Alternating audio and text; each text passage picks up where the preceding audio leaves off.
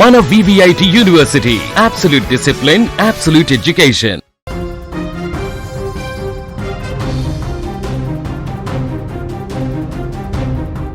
కేరళలో గత కొన్ని రోజులుగా కురుస్తున్న భారీ వర్షాలు రాష్ట్రాన్ని అతలకుతలం చేస్తున్నాయి. ఎడతెరిపి లేకుండా కురుస్తున్న కుండపోత వర్షాలతో నదులు ప్రమాదకర స్థాయిలో ఉప్పొంగుతున్నాయి. వరదలు, కొండ చర్యలు విరిగిపడినటువంటి ఘటనలు రాష్ట్ర వ్యాప్తంగా తీవ్ర విషాదాన్ని మిగిల్చాయి. ఇప్పటి వరకు 15 మంది ప్రాణాలు కోల్పోగా మరో 7 గల్లంతైనట్టుగా సమాచారం. సహాయక బృందాలు యుద్ధ ప్రాతిపదికన సహాయక చర్యలు కొనసాగిస్తున్నాయి. గత కొన్ని రోజులుగా కేరళలోని పలు జిల్లాలలో భారీ నుంచి అతి భారీ వర్షాలు కురుస్తున్నాయి. ఎడతెరిపి లేకుండా కురుస్తున్న వర్షాలకు నదులు, వాగులు పొంగి పొర్లుతున్నాయి. లోతట్టు ప్రాంతాలన్నీ నీట మునిగిపోయాయి. పలు ప్రాంతాలలో రహదారులు పూర్తిగా జలమయం కావడంతో ప్రజల రాకపోకలు స్తంభించిపోయాయి. భారీ వర్షాల కారణంగా చోటు చేసుకున్న వరదలు, కొండ చర్యలు విరిగిపడినటువంటి ఘటనలలో ఇప్పటి వరకు 15 మంది మృతి చెందినట్లు అధికారులు వెల్లడించారు. మరో 7 ఆచూకీ ఇంకా లభించకపోవడంతో గాలింపు చర్యలు కొనసాగుతున్నాయి. మృతుల్లో మలప్పురం జిల్లాలో 4, కొట్టాయం జిల్లాలో 3, ఎర్నాకులం, కొల్లాం జిల్లాలలో 2 చొప్పున, ఇడుక్కి, కన్నూర్, కోజికోడ్ జిల్లాలలో ఒక్కొక్కరు చొప్పున ప్రాణాలు కోల్పోయినట్లుగా సమాచారం.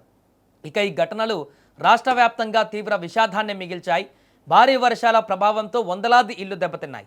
అనేక కుటుంబాలు నిరాశ్రయులయ్యారు.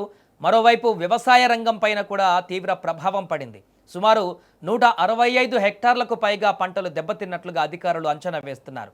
దీంతో రైతులకు భారీ నష్టం వాటిల్లింది. పరిస్థితి తీవ్రంగా మారడంతో కేరళ ప్రభుత్వం పూర్తి స్థాయి అప్రమత్తమైంది. Disaster management, revenue, police, fire ఆఫీసులు, ఫైర్ సర్వీసెస్, ఆరోగ్య శాఖలు సమన్వయంతో సహాయక చర్యలు చేపడుతున్నాయి. వరద ప్రభావిత ప్రాంతాల నుంచి ప్రజలను సురక్షిత ప్రాంతాలకు తరలించేందుకు యుద్ధ ప్రాతిపదికన చర్యలు కొనసాగుతున్నాయి. రాష్ట్ర వ్యాప్తంగా 316 రిలీఫ్ క్యాంపులు ఏర్పాటు చేశారు. ఈ శిబిరాలకు ఇప్పటికే 11,000 మందికి పైగా బాధితులను తరలించినట్లుగా అధికారులు తెలిపారు.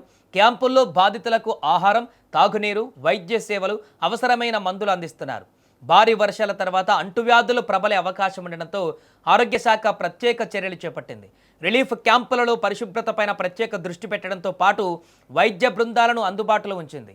తాగునీటి సరఫరా, పారిశుద్ధ్య నిర్వహణ పైన కూడా అధికారులు నిరంతరం పర్యవేక్షణ చేస్తున్నారు. మరోవైపు వాతావరణ శాఖ ఇంకా పలు జిల్లాలకు భారీ వర్షాల హెచ్చరికలు జారీ చేసినట్టుగా సమాచారం. ప్రజలు అత్యవసరమైతే తప్ప బయటకు రావద్దని, నదులు, వాగులు, కొండ చర్యలు ఉన్న ప్రాంతాలకు వెళ్లకుండా అప్రమత్తంగా ఉండాలని అధికారులు సూచిస్తున్నారు. ఈ నేపథ్యంలోనే రాష్ట్రంలోని 14 జిల్లాలకు అధికారులు ఎల్లో అలర్ట్ జారీ చేశారు. ప్రస్తుతం గల్లంతైన వారి కోసం రెస్క్యూ ఆపరేషన్స్ కూడా కొనసాగుతున్నాయి. వర్షాలు తగ్గిన తర్వాతే పూర్తి స్థాయిలో నష్టం అంచనా వేయడం సాధ్యమవుతుందంటూ కూడా అధికారులు చెబుతున్నారు.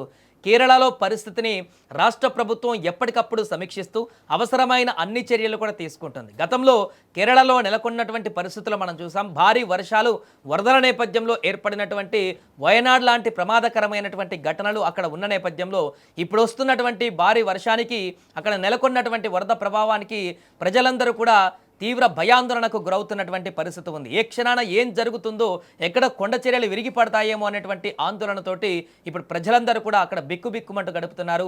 ప్రభుత్వం మాత్రం అన్ని రకాల చర్యలు తీసుకునేందుకు, సహాయక చర్యలు చేసేందుకు ఇప్పటికే ప్రణాళికలు చేస్తూ పూర్తి స్థాయి సన్నద్ధమైనటువంటి నేపథ్యంలో అక్కడ ప్రజలు మాత్రం ఇంకా భయానకమైనటువంటి పరిస్థితుల్లోనే ఉన్నారు.